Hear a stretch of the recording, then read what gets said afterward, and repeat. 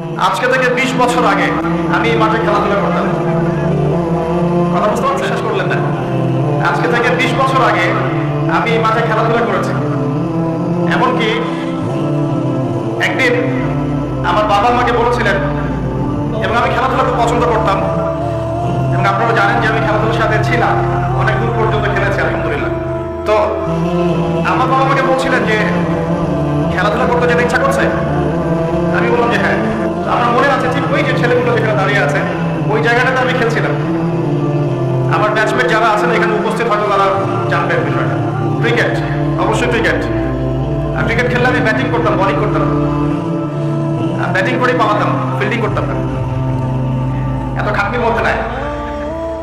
তো খেলতে খেলতে শুনলাম যে বাসায় আমার বাবা মারা গেছেন, ইন্না লিল্লাহি ওয়া ইন্না ইলাইহি রাজিউন।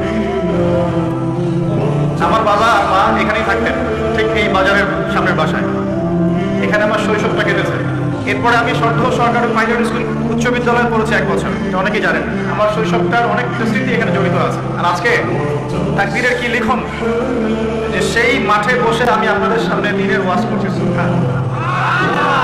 আল্লাহ পাক কিভাবে মানুষের তাকদীর লিখে রাখেন, হয়তো সেদিন আল্লাহ পাক আসমানের উপর থেকে দেখছিলেন এই ছেলেটা যেখানে খেলছে আর 20টা বছর পর সেখানে ওয়াজ করবে, তাই না? আল্লাহ পাক সব জানতেন না?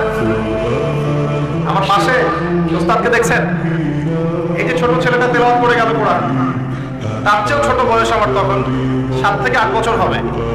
আমার কোরআনের